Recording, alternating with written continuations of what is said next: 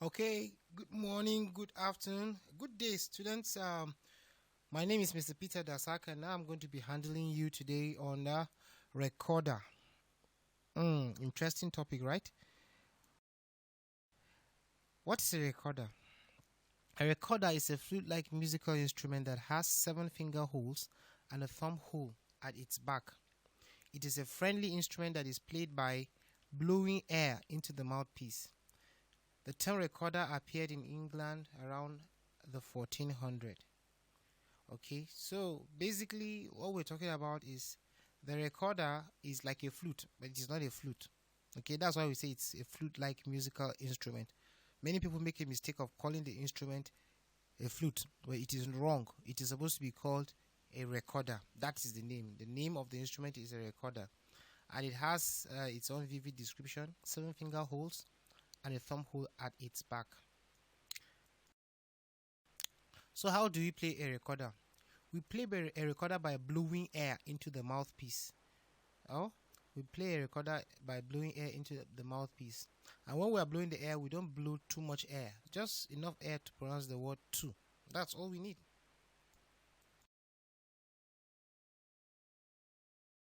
Also, what you need to know are types of recorder. We have quite a number of them. Sopranino, we have soprano, descant, we have alto recorder, we have tenor, we have bass, and we also have contrabass recorder. But the most common of them all is the soprano recorder. All recorders of the same range may not sound the same. The timbre, that's the sound quality, may vary slightly. So don't think that because you have a soprano recorder, when you meet another person with a soprano recorder, they may all sound the same. It's depending on how the recorders are made and the temperature with which they are tuned. It all depends on the materials, the construction, the player, and even the temperature of the instrument. A cold recorder will sound flat, and one too warm will sound slightly sharp in pitch. A good recorder should be at the correct pitch when the temperature is around 18 degrees Celsius, corresponding with the same temperature which it was originally tuned. Okay, just that. Now let's look at parts of the recorder. Sorry, the image is not very sharp, but if you look closely, you'll be able to see that the recorder has basically 3 parts. We have from this part down here, this is called the foot joint, and then from this part to this part here is called the middle joint. That's where the finger holes are and the thumb hole.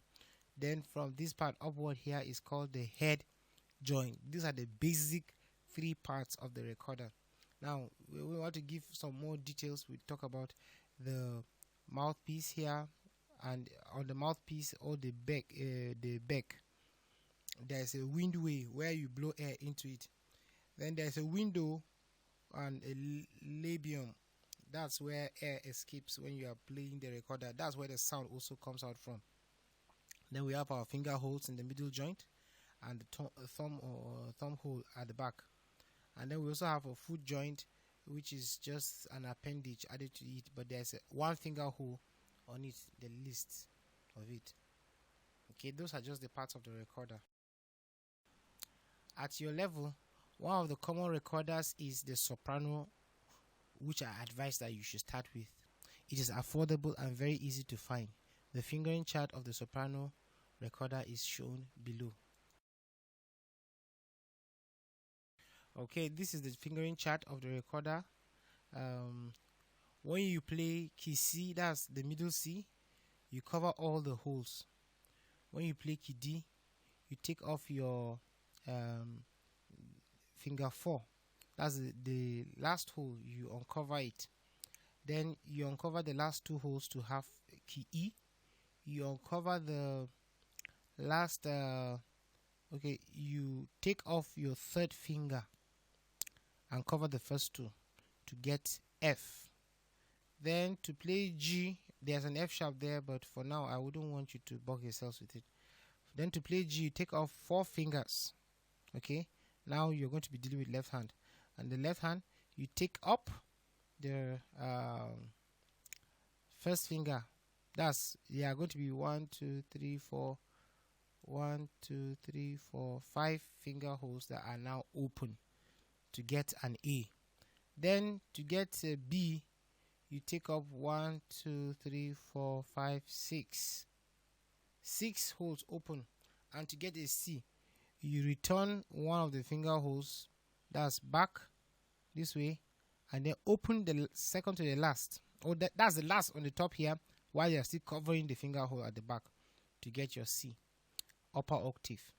Then D, upper octave, you take off the thumb hole. That's the thumb, the one the thumb is covering at the back. You take it up, and that's it. Well, this is a practically based class, so I would not expect you to understand everything at once, but gradually and surely as you continue to practice, you get it, because practice makes perfect. Okay, let's learn our fingers now. Yes, the index finger is known as finger 1. The ring finger is known as the middle finger rather is known as finger 2. The ring finger is known as finger 3, while the pinky, which is the little finger, is known as finger 4. The same applies to left hands and right hand side. You can see the allocation of the fingers, which means that for your right hand, you have finger 4 on the let me see. Yes, finger 4 on the last part. Then to the middle part, we have finger 3, finger 2, and finger 1. All these are right hands. Then for the left hand, which is on top, we have finger 3, finger 2, and finger 1. Then your thumb is under, because there is a hole underneath the recorder. You need to understand this position. When you are perfectly positioned this, you blow air, just enough air to pronounce the word 2. If everywhere is covered, this should be the type of sound that you have.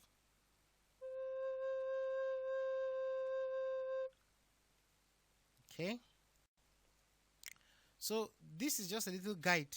It's not like I want to teach you twinkle twinkle little star. No, it's just a little guide for you to see how the fingers are placed. You can see how the right hand is placed here and the left hand is placed above it, and the man is the player here is trying to emulate some notes. He has a D here, an A here, a B here, a G here, F sharp here, and an E here. The notation, don't worry about it, we'll get to our own a little later. This is just to guide you on how to place your fingers. So let's try and play some notes. Now, I will be talking less and playing more, because this is a practically based class. To play the first exercise, which is semi-brief notes, this is how it's going to sound. I'll use a timing. 1, 2, 3, 4.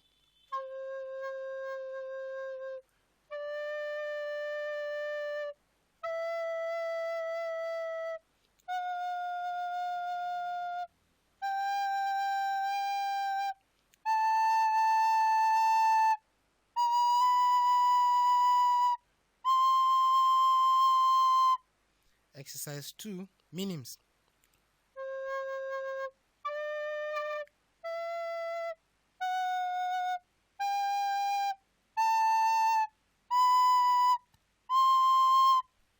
Exercise 1, crotchets.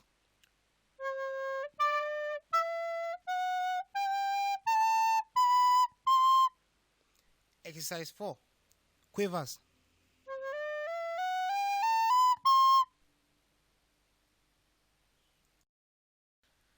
Now, we will try the scales in both ascending and descending order. So, let's look at the first one.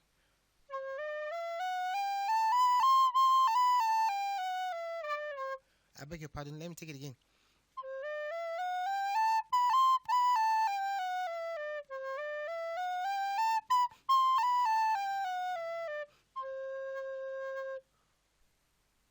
The second one.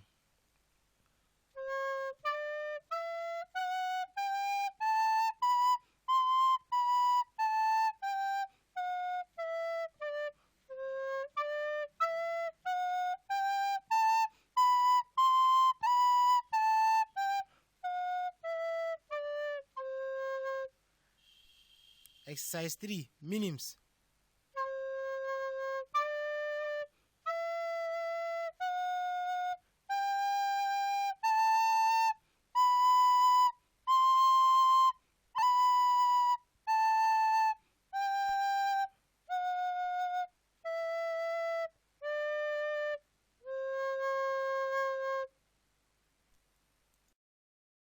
Okay, so that's all I can teach you for now. Let's look at the assignment. What is a recorder? Mention at least 4 types of recorder. Mention 3 parts of the recorder. Kindly attempt playing the following scores. These ones you're supposed to do them and try hard to keep on practicing and perfect whatever you've done. Is that okay? I can't assess you for these ones. I'll just assess you probably when we meet physically. But for now, you can try to practice it and get it right. Thanks for listening. Bye.